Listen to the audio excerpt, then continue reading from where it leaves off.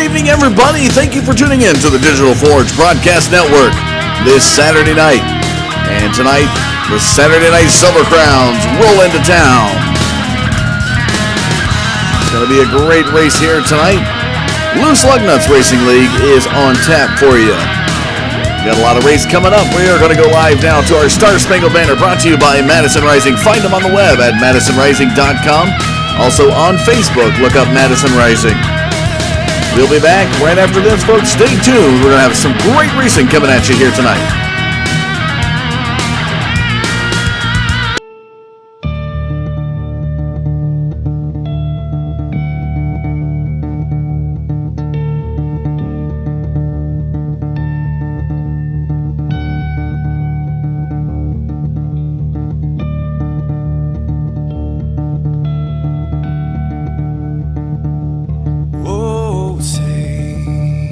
Can you see by the dawn's early light what so proudly we hailed at the twilight's last gleaming, whose broad stripes and bright stars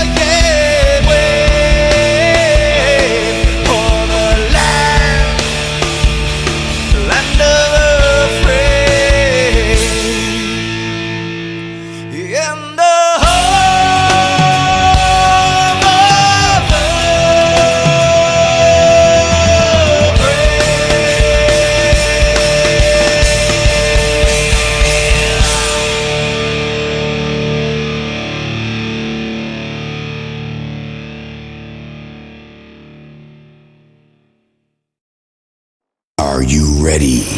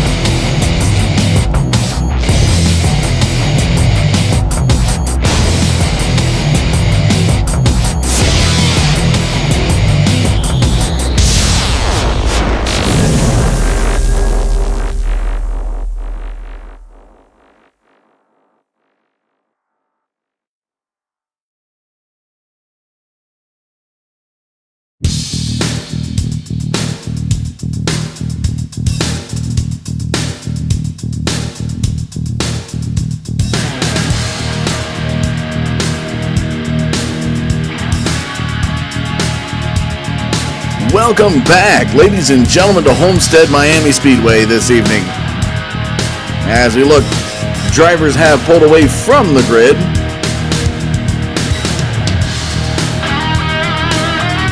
A lot of great race action coming at you here tonight as the Loose Lug Nuts Racing League takes on Homestead with their Saturday Night Silver Crown League. Or series, I should say, here tonight.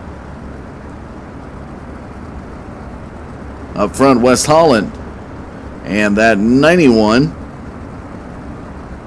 that is Norman Eldrith.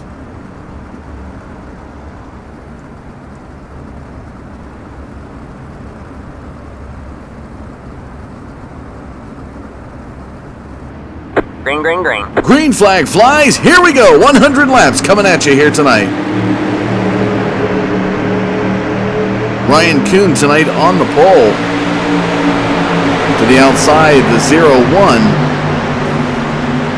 That is Roscoe Crittenden. Crittenden known for speed in the Silver Crowns. He's been a champ of the official series a few times. And right now, the number 4 Busch Silver Crown car of Wesley Holland to the inside as they work their way through their first lap. Turns 3 and 4 as they come out of 4. Here they come down the front stretch. Crittenden right there behind Holland.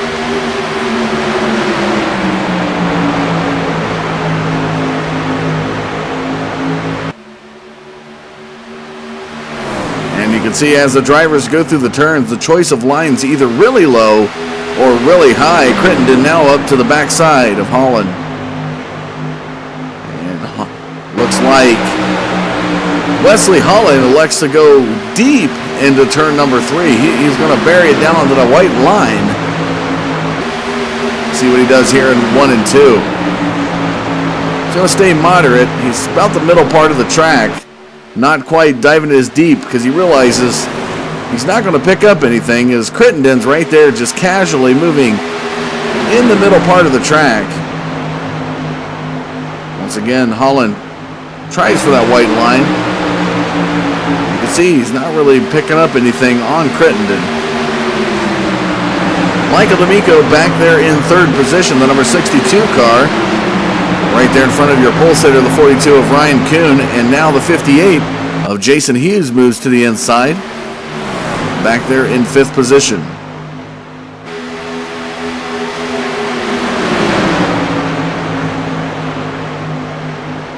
Hughes tried to the inside of Kuhn. Is going to get denied as Kuhn throws the block in turn 3 and 4. Eldrith back there, who's turned to the outside of Holland,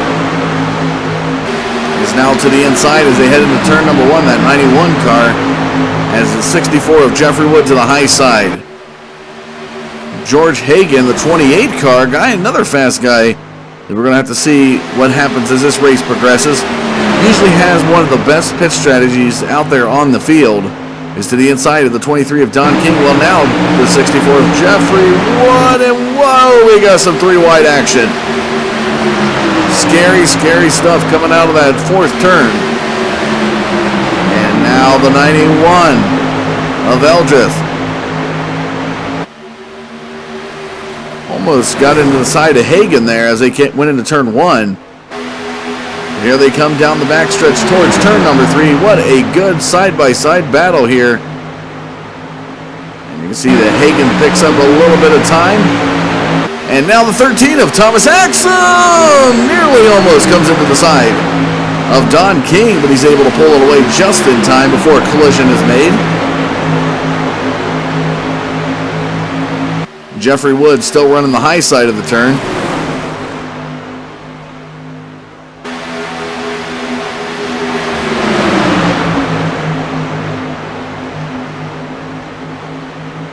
Let's jump back up and take it to race leader is now Wes Holland. Looking like he's got a little bit of damage on that front bumper as he works his way towards turn number 1. Just cannot get away from this guy. Roscoe Crittenden. Can't say enough. He's got that nice Dukes of Hazzard paint scheme on his car down there. Ryan Kuhn around Michael D'Amico is sitting in 3rd position, trying to reel in that 0-1 as he works through turn number 3. There he is right in front of the 62 of Michael D'Amico. D'Amico looks to the inside as they come down the front stretch, making their way towards the first turn. And D'Amico's going to run the lower side of turns 1 and 2. Kuhn is going to stay up high. They meet back in the middle of the backstretch.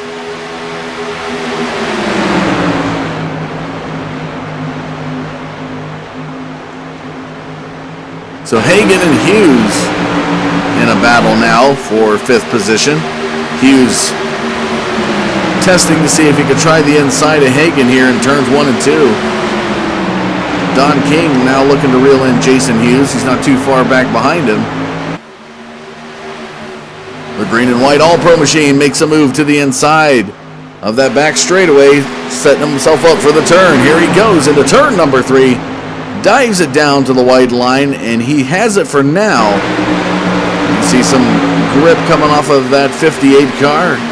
Down the front stretch, it's like a slingshot momentum when you're on that high line, and right around goes Jason Hughes back up into 6th position. Don King winning the mid parts of the turn, loses out on exit because he does not bring his car up. Jason Hughes may have made contact with the wall before turn number 3. They say that this guy, big-time Denver Broncos fan, on his days off, actually as his day job, he drives truck. His favorite truck is a Kenworth, and he claims that he can outpull anybody. His truck is the best like no other. I know there's a lot of Peterbilt fans out there definitely shaking their heads in the ever-ongoing battle of the best truck brand between Peterbilt and Kenworth. Here comes Thomas Axum to the inside of the 58 as they come down the start-finish line. Axum now to the inside of King, possibly in turns 1 and 2, and he's going to do it, pushing King up a little bit higher in the turn. Hughes to the backside of that 13. Let's jump up and take a look at your race lead. Things have bunched up now as the 62 of Michael D'Amico to the inside of the 42 of Ryan Kuhn, still right behind the 01 of Roscoe Crittenden coming out of turn number 4. Kuhn's going to edge out D'Amico. Will he come down? He's going to like to stay high.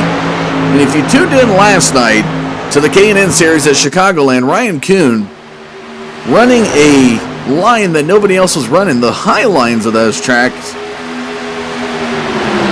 definitely making it work his own groove, and actually stayed really competitive in it and ended up coming away with a victory.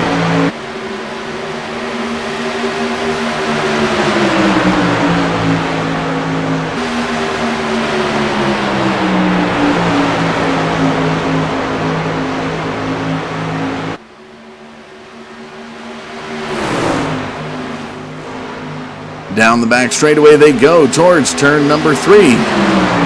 Wes Holland leads them around. Jump back into 5th position as Don King trying to edge out that 28 of George Hagan. Axum trying to find a spot to move around. Wanted that high side, but Hagan says no. And he'll just have to hold on to his position heading into turns 1 and 2.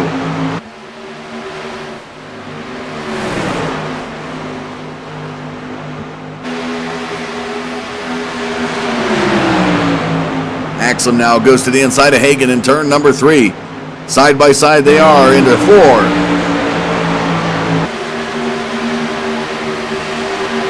A little bit of side draft action from Axum into Hagan is going to hurt them more than it's going to help them as Don King began to pull away.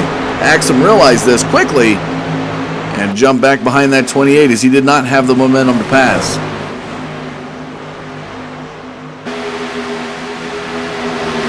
Axum tries again here in turn number 3. Will still be beside that 28 of Hagan and may edge him out here out of 4.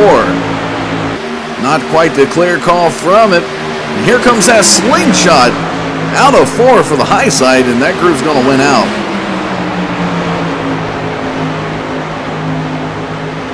It's almost as if these guys, when they get in turn number 3, if they're going to dive it deep, be ready to bring it back up to the high groove if they want to have a chance at getting away from these drivers, because that high groove, and Axum tries here. Let's see what he learned after that last lap. Watching Hagan fan it out. He's going to try to the inside again. And again, he is going to lose out as Hagan is just, you can see the composure from the 28 of George Hagan. It's almost like a stone wall, set in his line, hitting his marks, no real emotion out of his driving. He's just driving with a directive, and that's making sure he gets to those marks every time, where a young guy like Thomas Axum is flying around the track, testing out different lines, trying to figure out what works, what doesn't work.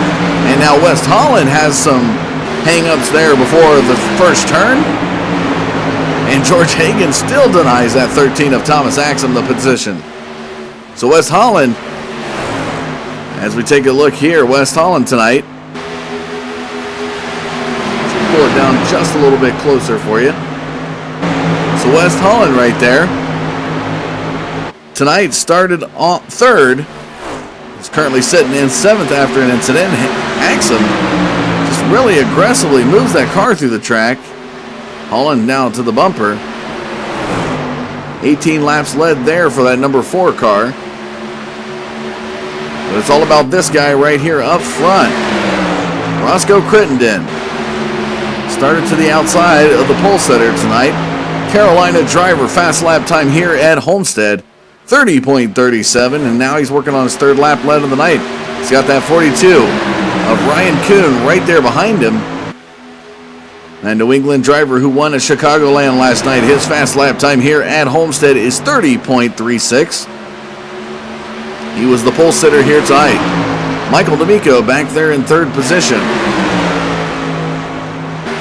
Arizona driver heading into turn number 3, started 6th. He's up 3 positions here early on in the race. He's just been following that 42 of Ryan Kuhn around and now looks to block him out.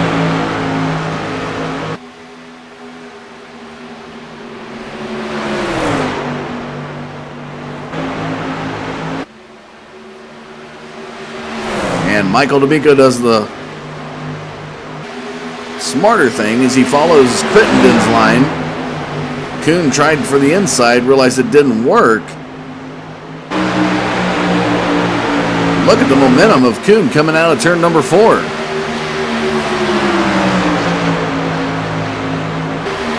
Kuhn's going to lose it though down the front stretch, and into turn number 1, Michael D'Amico's going to go a little bit lower.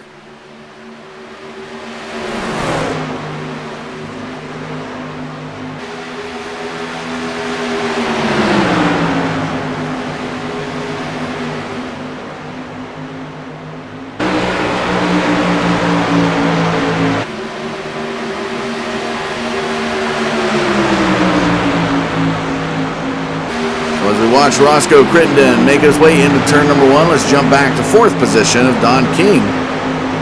Don King tonight started 9th. He's up 5 positions, currently sitting in 4th.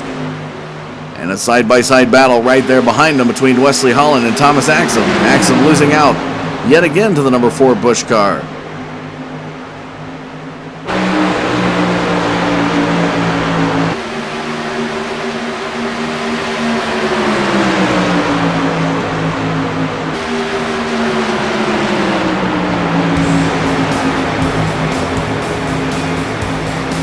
So 25 laps.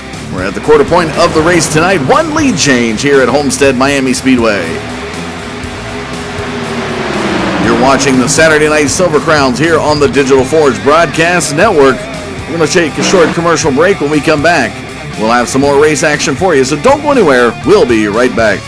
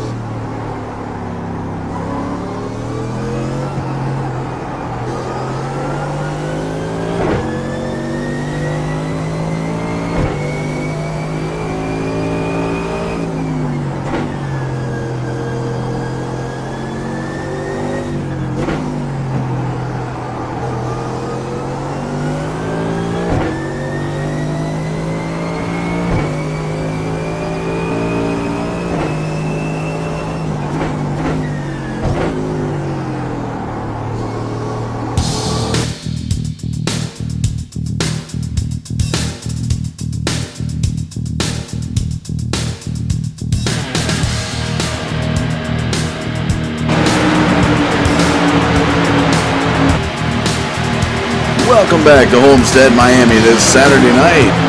At the commercial break, definitely some new toys coming to iRacing as you got to see the new Renault and the new Mercedes. For the road racer guys out there, definitely looks really exciting. I don't know, maybe some oval guys out there might try a series with said cars on an oval track. It'd be really interesting to see. Always some things being cooked up around the different leagues of iRacing. I do want to give a special shout out to Elliot Mimi today, as the Digital Forge Broadcast Network was supposed to cover the 1.2 hours of Sebring, but unfortunately, due to some technical difficulties, was not able to do so. But I definitely will think we'll be working with Elliot in the future, and maybe some good things to come out of that. So again, publicly apologizing there to Elliot Mimi. Do apologize and look to get it worked out coming up in the future. So as we take a look now up at the race lead, there is Roscoe Crittenden, your race leader. 17 laps now led for that 0-1 as he works his way into the midpoint of turn number 1, working that middle groove. Right behind him, the 62 of Michael D'Amico has been battling side by side with Ryan Kuhn, who's electing to stay low and even to the inside of the back straightaway. 23 of Don King back there behind the 62 of D'Amico now looks to pass him on the inside. These guys are teammates, and Michael D'Amico not too happy there with the move on Don King's. I think he doesn't want him to pass him. Now they're finding themselves side by side out of turn number 2 into the back straightaway they go. West Holland, who fell as low as 7th, now finds himself back up there in, looks to be 4th, as we're following Don King down pit road now. Don King and Thomas Axum working their way down pit road.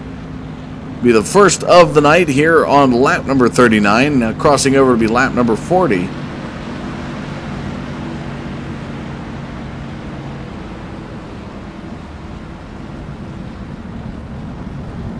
See George Hagan make his way off, so all the rest of the cars come in for their first pit stop of the night.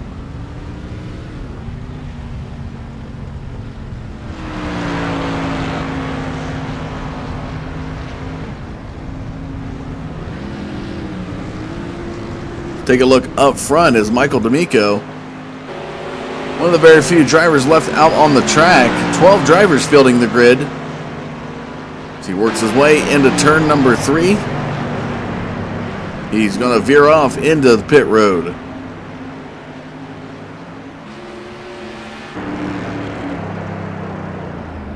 So the rumble of that 62 All-Pro machine makes its way down pit road.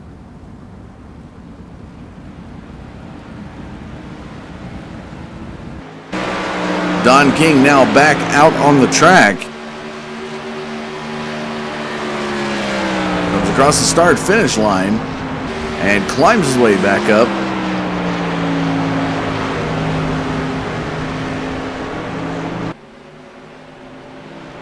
Oh, nearly making some contact with the apron there, out of 2. Crittenden right there to his inside. A rare place we've seen this 0-1 go all night long.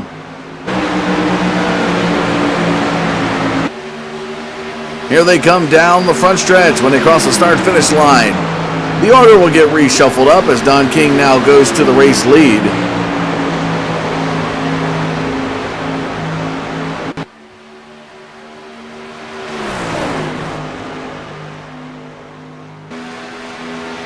We do apologize here, folks, on our leaderboard. Some of the technical difficulties we were dealing with earlier in the day. Currently, Don King is in first position. Roscoe Crittenden, Ryan Kuhn. So let's take a look at the top 5 after the first pit stops have been completed. So it's King, Crittenden, Kuhn, Axum, and Hagan are your top 5.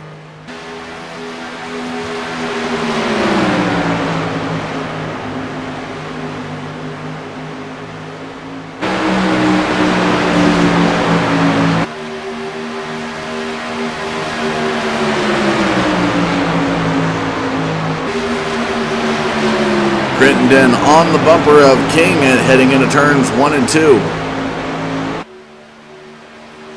And now Thomas Axum finds himself to the inside of the 42 of Ryan Kuhn, but only for a short period of time, as he follows suit right behind Kuhn as they head into turns 3 and 4. Kuhn down deep in turn 3, fans it back out of 4. Down the front stretch he comes. And these two cars are working to catch the leaders. Crittenden now to the inside of Don King of turns 1 and 2. King very high, running a very high line through turns 1 and 2. Here comes Roscoe Crittenden, able to get back to the groove that he likes. Is about where Don King's at, so Crittenden running a little bit lower than he'd like, as he's found speed in the middle parts of these turns.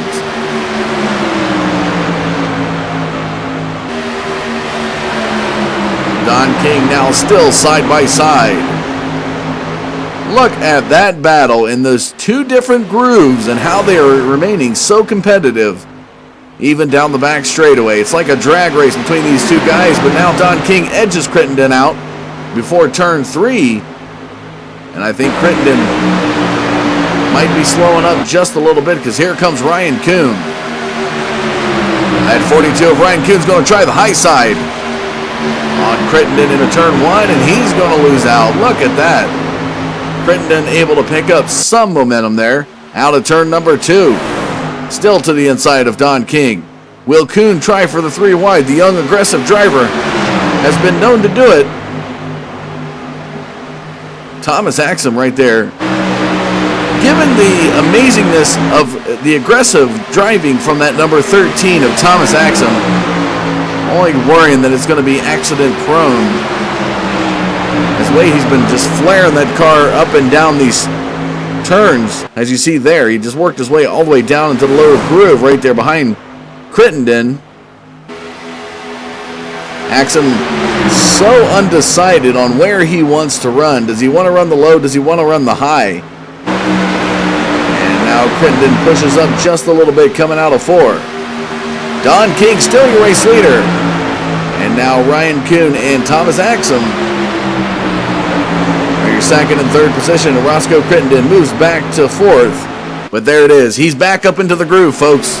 This is where that 01 car has found speed here tonight, in the middle groove of these turns. And you see right there, he's already picking up some spots in turns 3 and 4. He's back in his comfort zone. Axum now to the inside of Kuhn, coming down the front stretch.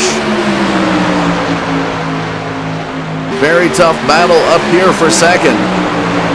And just look at Crittenden go. Very solid driving from that 01 car. Not going to press the issue. Plenty of real estate to go, as he's got about 51 laps left in the race. No need to drive it really hard at this point in time. And the inverse of that would be Thomas Axum driving like every lap is the final lap of the race. Now that's going to cost him, because his grip is just going to get chewed up more on that 13 car, and that's why he's sitting back and forth right now with about 50 laps to go. Kuhn to the inside of King, though, down the back straightaway. Will he have enough to take over the race lead here on lap number 50? Crittenden now reels in the 42, and you can just see the veteran experience on that 01 car and how he's able to come back.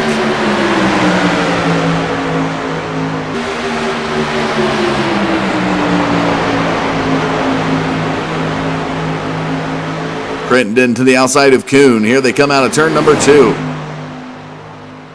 It's just been a great battle up here. Been covering a lot. Let's jump back to 5th position, as Ralph Wheeler in the number 10 machine is leading the second pack. That consists of the 62 of Michael D'Amico, the 64 of Jeff Wood, and George Hagan, the number 28, back there in 8th position.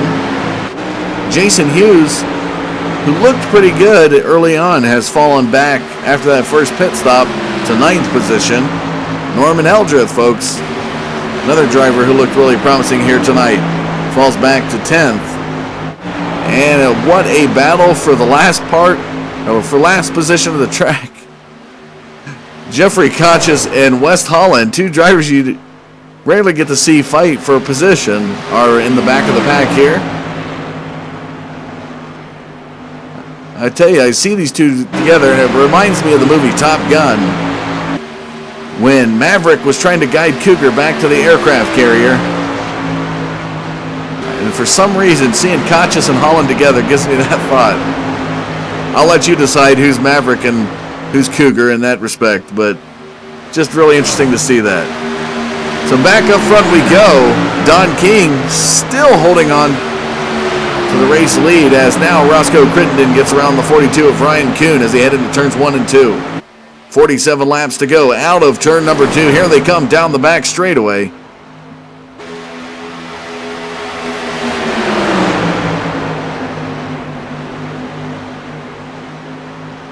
So with the front four being King, Crittenden, Kuhn, and Axum, Michael D'Amico's back there in 5th position.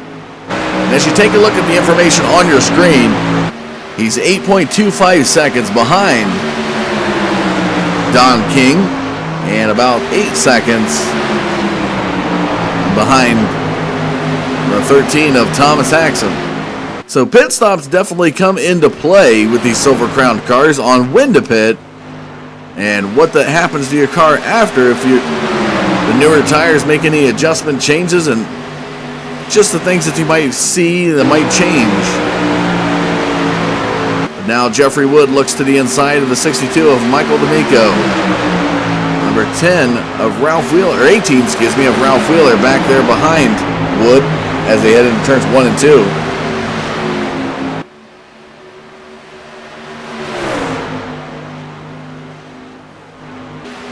Jeffrey Wood looks to make a side-by-side battle into turn number 3. He's going to dive it deep into turn number 3, nearly touching that white line. All right, man, caution is out. Caution flag's going to fly here tonight. And oh my goodness, it was only a matter of time before the 58 gave way. And Jason Hughes, not too happy down there as he's spinning out. Car's crunched so bad he can't drive it straight, and he's going to be towed off the track. Let's run back the replay camera and capture the action there. So as we watch the 58 of Hughes right there behind the 91 of Eldrith.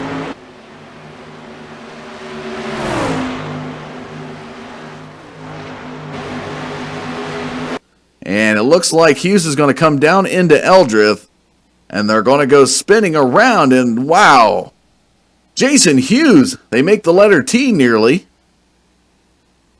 Definitely don't want to be the top of that letter, and he's going to carry Eldrith into turn number 3. And Eldrith is going to go riding up into the catch fence. My goodness, these drivers got into it, and take a look at that, folks. 91 of Norman Eldrith, and they are just battling for riding that wall in turn number 3. And a lot of damage there on the 58 as now he's going to go flying and turn end over end.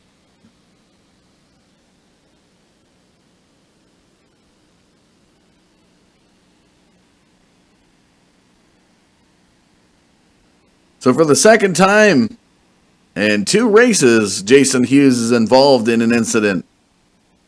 Really tough break there for the number 58 Denver Bronco machine.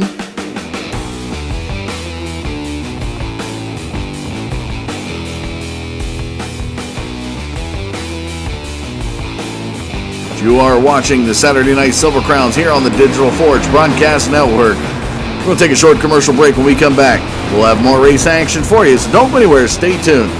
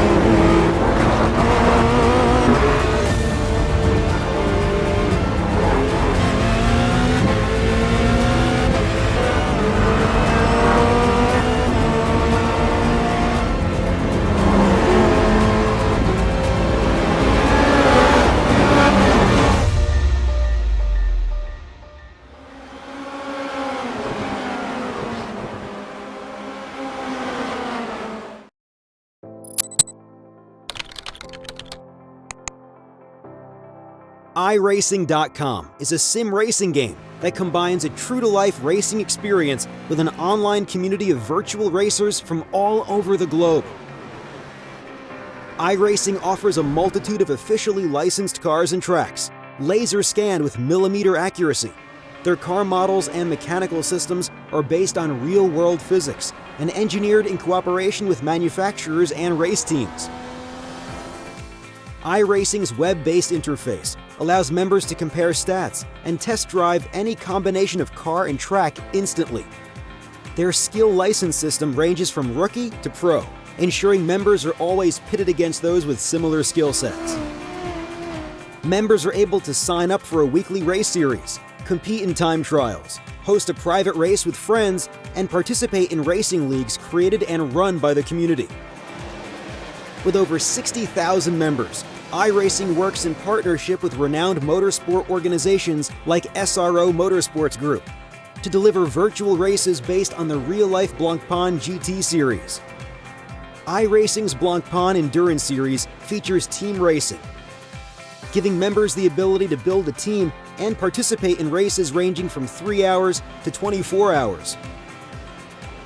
Additional partners include NASCAR, IMSA, V8 Supercars, IndyCar, allowing members to race in their very own 24 hours of Spa, Bathurst 1000, Daytona 500, and many more.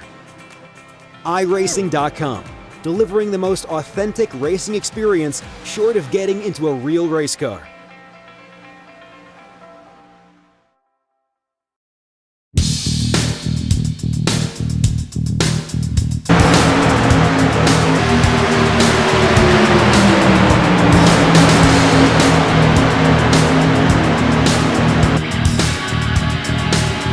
Welcome back to Homestead, Miami this Saturday night, ladies and gentlemen. We got 38 laps to go in the race. And a good bunch-up is what we needed, as we had a big gap between the first 4 drivers and the rest of the field. And as we take a look at this battle, nearly 4 wide down the front stretch. Don King still your race leader. Thomas Axum to the inside of Roscoe Crittenden. Michael D'Amico to the inside of Ryan Kuhn. And Axum's going to hit the apron. Nearly spins out, but he's able to save it. And that just can't be said about the aggressiveness that Thomas Axum displays. He's done it in the street stocks, and he can get away with it in those type of cars, but with so much finesse needed out of these Silver Crown cars, that type of aggressive driving that he's used to doing is only hurting him here as the laps progress.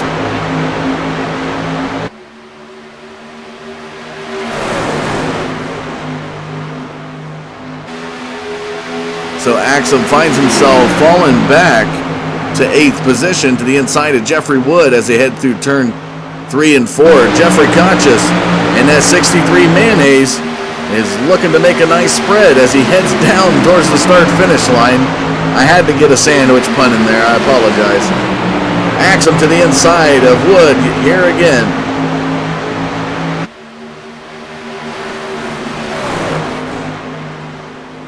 Ralph Wheeler, the number 18 machine.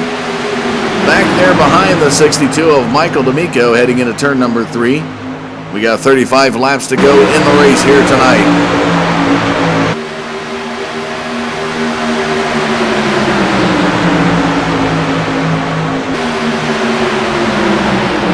Taking a look back up at your race leader. Here comes George Hagan to the inside, nearly picking up 2 positions. And I think the box just unfolded for George Hagan as he now begins to move through that field. Michael D'Amico trying to capitalize on that move. Hagan to the inside of Crittenden, and this is a good battle to see, folks.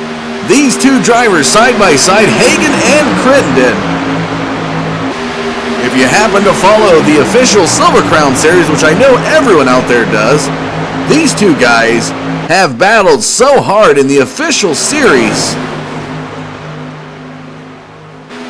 that when they asked what car colors they want, they both said orange, and as you see, they had to go with 2 different shades.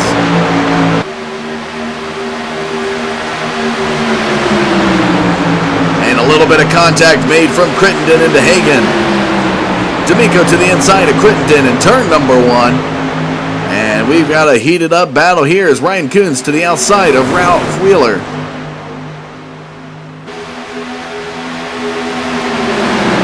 Everybody files into a single file line heading into turn number 3. Don King, impressively still your race leader. One of those guys that doesn't just start out as a flashy, this is the guy you're going to see win. He's one of those guys that moves through the field and creeps up at you, and before you know it, he's leading the race. 25 laps led here for the number 23 Midwest driver. I believe Don King's out of Minnesota. To be exact, his fast lap time here tonight, 30.39. Started 9th on the grid, and that's just a testament to some great driving from that 23 All-Pro machine as he comes down the start-finish line with 30 to go in the race.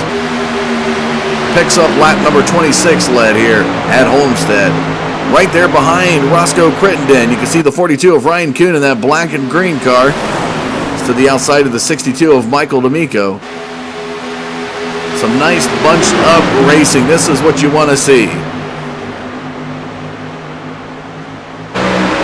When a guy dominates the field all night long and gets out way ahead of everybody and there's just no side-by-side action, it's like going to a baseball game and watching your favorite team lose 14-0. Sure, you'll stick with them because you love it. The viewers out there love to come watch racing here on the Digital Forge Broadcast Network. But when you get some good bunched up racing, this is where the action is. And to bring in another baseball analogy, it's like being at the top of the 9th, scores tied, and this one is to determine which team will go into the World Series. Maybe not that exotic, but you catch my drift.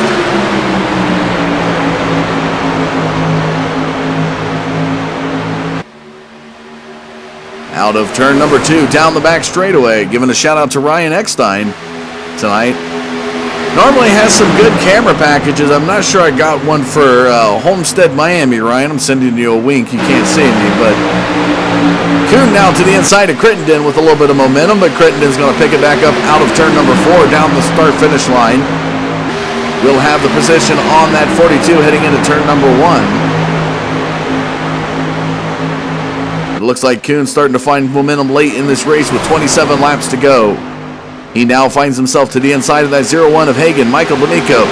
The door is shut on that 62. He cannot find a groove to run, so he settles up behind Crittenden. And now oh my goodness, the 42 of Ryan Kuhn. The young driver pushed really high out of turn number 4, finds himself falling back, and we got 3 wide, nearly. Michael D'Amico nearly taking out the 42 of Ryan Kuhn. So Ryan Kuhn checks up right there behind the number 4 of West Holland. West Holland here tonight had 18 laps led and has not been able to recover past 4th position. And George Hagan pushes into the wall. From 1st to 10th, just like that. That number 28 car got really tight in 4. Up into the wall he went. And wow, he's definitely going to need a caution now to be able to get in and get those fast repairs done. A very fast car here tonight, folks. Don King will now have a 4/10 second lead over Roscoe Crittenden with Michael D'Amico behind Crittenden.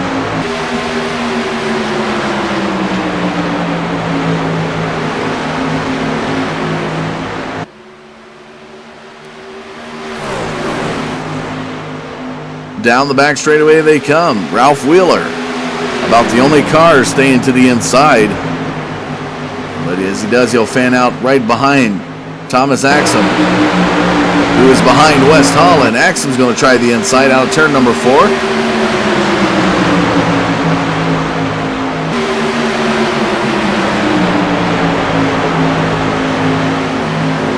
So here's Don King, and you can just see Roscoe how far back he is. 4/10 of a second behind that 23 All-Pro machine.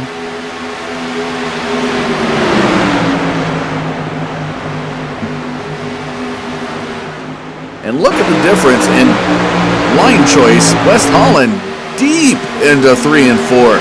Took Thomas Axel with him. Now finds himself almost to the inside of Ryan Kuhn. He's going to lose out momentum before the turn, but gain it back here as they head into turn 1. Ryan Kuhn very high in the first and second turns, behind the 62 of Michael D'Amico. Inside now comes the number 4 of West Holland. Inside of that 13 of Thomas Axel. He's going to go into turns 3 and 4. He dives it deep. Kuhn's going to follow with him for a block. And now Thomas Axel's going to try for some momentum in turn number 1, see if he can get there before West Holland. And he does just a little bit, picking up half a car length. Now he's side by side with West Holland. And a little bit of bump action there for Ryan Kuhn as he pinballs back and forth between Michael D'Amico and West Holland. Thomas Axel now to the inside yet again. Ryan Kuhn. Story to be told between the 42 of Ryan Kuhn and the number 4 of West Holland. You can see some damage there on Holland's bumper as he's just been brutalizing that 42. These two drivers find themselves together no matter what race they get in. And some nights it's clean racing and some nights it's just downright rubbing and battling side by side and the door knocking, you name it. These two have done it.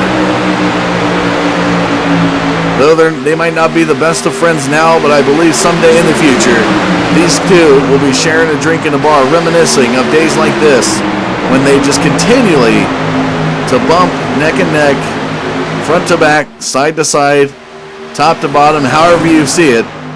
These guys have just been really hard racing in every race. You still see that number 4 Busch car of West Holland continually bumping that 42. Ryan Kuhn's now going to try for the inside of Michael D'Amico. Comes back up right in front of West Holland, and I'm sure West Holland not too happy about that. And there it is again. Some more bump action on that 42, but it's going to hurt him himself as he got wobbly and spun with it. Saw some smoke come out of those tires. So with 18 laps to go, Roscoe Crittenden dropping the hammer now on the 23 of Don King. Don King here tonight as he makes his way out of turn number 4 to the high side down the front stretch. Crossing that start finish line, 39 laps led now for the number 23 car. What was a 0.4 of a second gap between first and second has closed halfway to just under 0.2 seconds. 0.17 is what's showing on your leaderboard.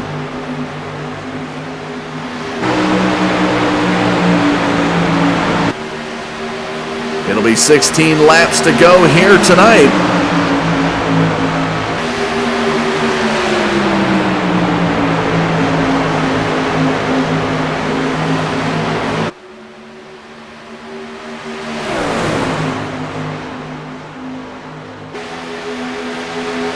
You can see not really any lane or position changes heading into turn number 3 as we're in a nice gap. 1 to 2 car length gap between every position back to 7th.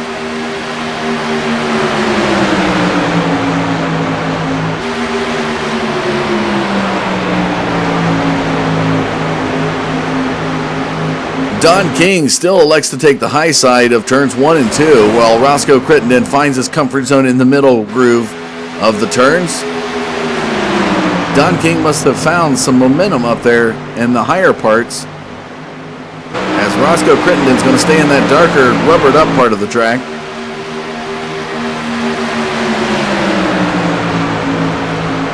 "14 laps now to go for the number 23. Will he have enough? At the very first race back in Michigan, Don King had it all but won. Coming down out of turn number 4, ran out of gas as he now goes down to pit road to make sure that doesn't happen here tonight. He ran out of gas and was just coasting to the start finish line. And believe it or not, West Holland was able to close the gap and actually beat him by hundredths of a second to the start finish line to claim the first victory in this series. A very, very interesting opening race to this series. And it went to the number 4 of West Holland, and Don King took second. week following, we went into Iowa. West Holland took victory there. Last week at Dover, excuse me. Last week at Dover, it was all George Hagen's race. It was his race to lose, and he ended up claiming victory at the Monster Mile. Coming up next week will be the series finale, if I get my words right. Concluding this 5-race series at Bristol Motor Speedway. As now Don King makes his way back out on the track, will be good to go for the remainder of the race. Veteran 01 Roscoe Crittenden now up as your race leader. You can see he's got 25 laps led here tonight. About to collect number 26 as the Carolina driver crosses the start-finish line. Into turn number 1 he goes. Fast lap time here tonight, 30.37. About 160 is what he's going to hit through the turn. Let's see what he opens up the throttle to down the back straightaway. As he approaches 180 and climbing. He's going to hit about 183 before he has to let off that accelerator into turn number 3.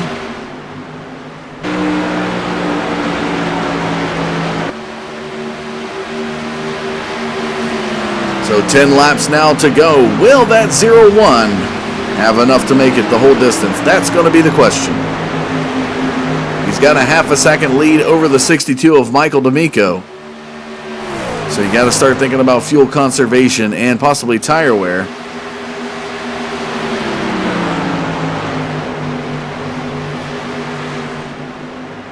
Don King coming out of the pits finds himself back in 8th position at 1 lap down. The lucky dog being the 42 of Ryan Kuhn.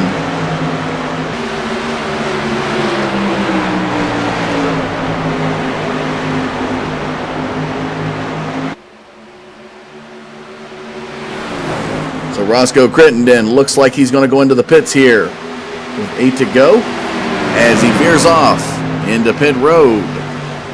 Gotta wonder how that's going to play into the pit strategy as everybody else is a lap down. So he'll have plenty of time to get in and get out. Maybe, just maybe, still keep the race lead. We'll have to see. It's all going to come down to this final pit stop if that 01's going to have a chance at winning the race here at Homestead. Let's see what happens when he gets to his pit box. Will it be a 2-tire change, a 4-tire change, or will it be just fuel? And our cameraman likes to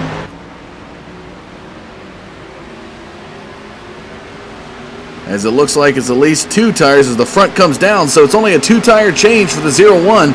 He picks up 2 front tires. And the fuel, that was the last pit stop for Roscoe Crittenden here tonight. So Crittenden finds himself back in 7th position. Ralph Wheeler, your race leader.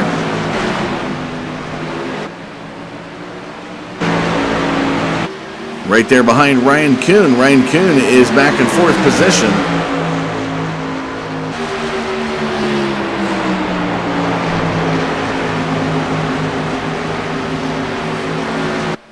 So Wheeler stays out. Will Wheeler have enough? Could this be an interesting upset? Wheeler looked like he might have wanted to go to the pits, but he's going to stay out. 6 laps to go. He may have just enough to make it. Jeffrey Kochis, this guy right here, is back in 2nd position. The 63-man ace car coming across the start-finish line. Hellman's, and he's a Florida driver, started 12th here tonight. Just about 4.5 seconds off the race leader. So all eyes now on the 18. With 5 laps to go, he's got more than enough time. He can conserve some fuel. Will he have enough? Pushing it beyond the limits of the rest of the field.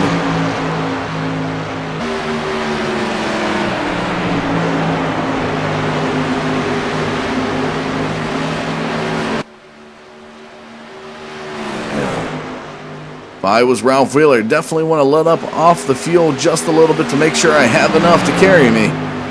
Not quite sure what the crew chief is telling him, how much more he's got left in it, but in these turns, you've got enough lead. You could just let off just enough. Unless he knows he has enough, because he's got 3 more laps to go.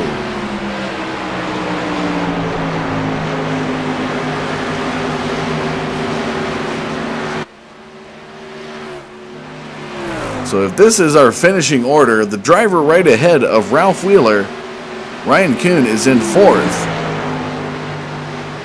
So you can see now Ralph Wheeler begins to let up just a little bit as the time closed between him and Kachis went about a second. 2 more laps to go, and you can hear him letting off that accelerator as he heads into the turn. And it shows as watching the time drop between him and Kachis. This is going to be interesting, folks. Oh, don't tell me he's going to go into the pits. All right, ladies and gentlemen. I was going to say, with 2 laps to go, we do not want to see the 18 go into the pits. Ralph Wheeler comes through turn 3 and 4. It's going to be the white flag in the air for the number 18 car. Here he comes. White flag in the air. Ralph Wheeler, the Cinderella story here in Homestead, may just come true. We got 1 more lap to go, and he's holding on as West Holland is right there behind him. Oh, Ralph Wheeler looking very slow. Maybe running out of fuel tonight. Oh, he's wiggling it. He's out of fuel. Ralph Wheeler's out of fuel in turns 3 and 4. Jeffrey Kachis. An even more Cinderella story takes the checkered flag here at Homestead. Does it get any better than this? What an amazing finish. The second time in this series we have seen guys lose a race to running out of fuel, and the second place driver able to take it in a surprising victory here. Jeffrey Kachis, a driver that you would typically, and not to take anything away from him, would find him typically outside the top 10, tonight finds himself in victory lane. Definitely has got to get him a sandwich with some Hellman's mayonnaise on it, because that was some hell of a driving, and I'm going to say it, folks, hell of a driving from that 63 to hang on and stay out and have that much faith in his car, and it pays off big dividends for that number 63 car of Jeffrey Kachis. Oh man, I gotta calm down. That was an impressive finish. Kind of rooting for Ralph Wheeler, but at the same time to see Jeffrey Kachis behind him. Kachis takes the victory. And you can hear he just now ran out of fuel. That's how close it was. 1 lap away. But he only needed the 1 ahead to take victory here in Homestead. You're watching the Saturday Night Silver Crowns in the Loose Lug Nuts Racing Leagues here on the Digital Forge Broadcast Network. We're going to take a short commercial break. When we come back, we'll have some more race action for you. Don't go anywhere. We'll be right back.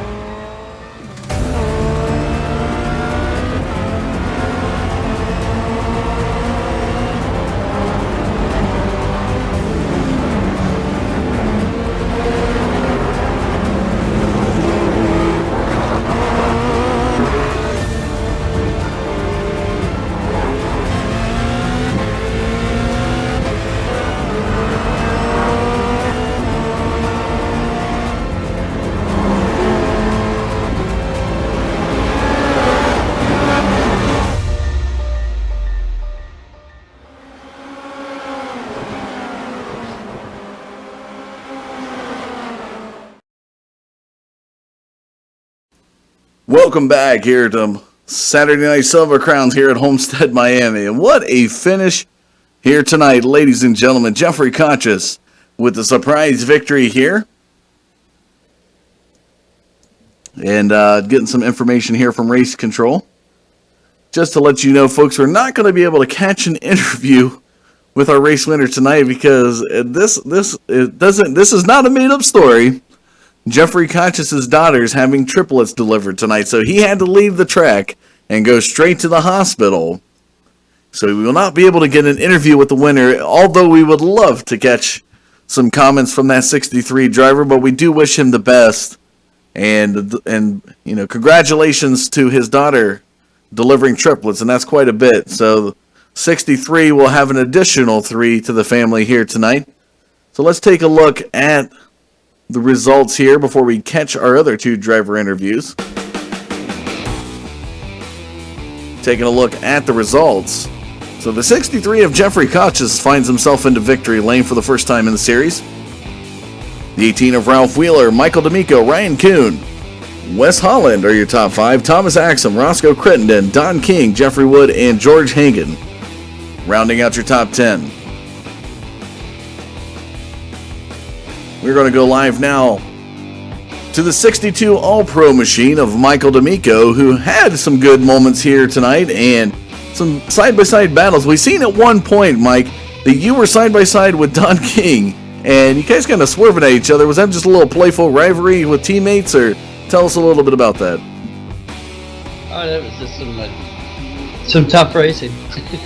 We get pretty competitive with each other out there, in fact. Well, we haven't wrecked each other in a long time, but we've come close.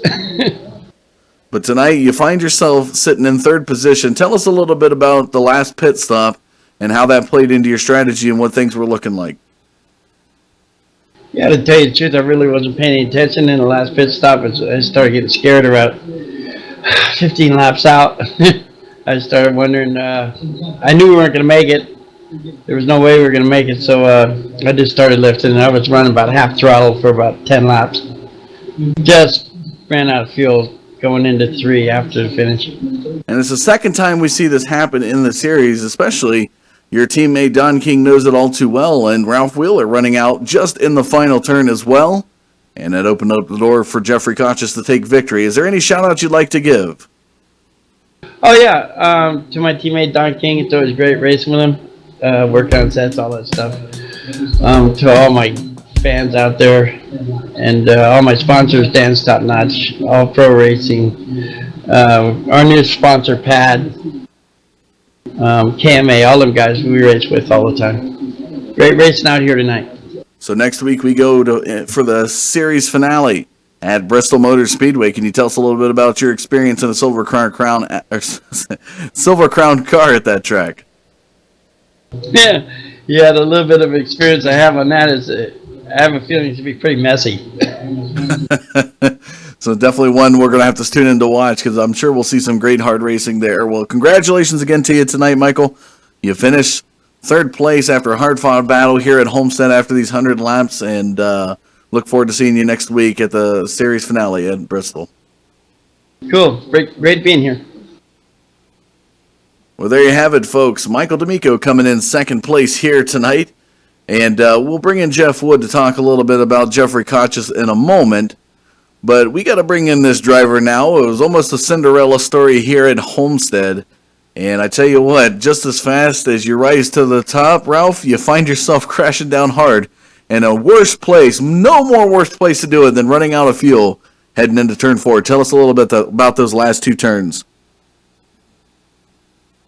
Well, I just needed one more gallon, obviously, but it was close, and I had a great time. That's the best run I've had all year, and this is a very tough league, and there's a lot of people I'd like to thank. First and foremost, Dewey Hall, my best friend. I wish he was here. And his son, the fastest driver of all of us, Justin, the youngest. Alan Madding, he really helped me a lot when I started iRacing, just even learning how to get around. And Tim Campbell at TWCVM, which is where I usually race, and obviously, especially Jeff and John. Loose Lug Nuts, greatest bunch of drivers. Well, with about 5 to go here tonight, you've seen everybody get into the pits. you elect to stay out. And with your strategy and how that came into play, and looking at, you probably had to be talking with your crew chief and just looking at what your fuel capacity was at these last 5 laps to make the gamble to go for it all. You know, they say you go hard and sometimes you come up broke. Unfortunately for you tonight, not to take away from the great driving you did come a little bit short out of turn number 4, but tell us a little bit about heading in those last 5 laps when you decided to make the gamble to go for it all.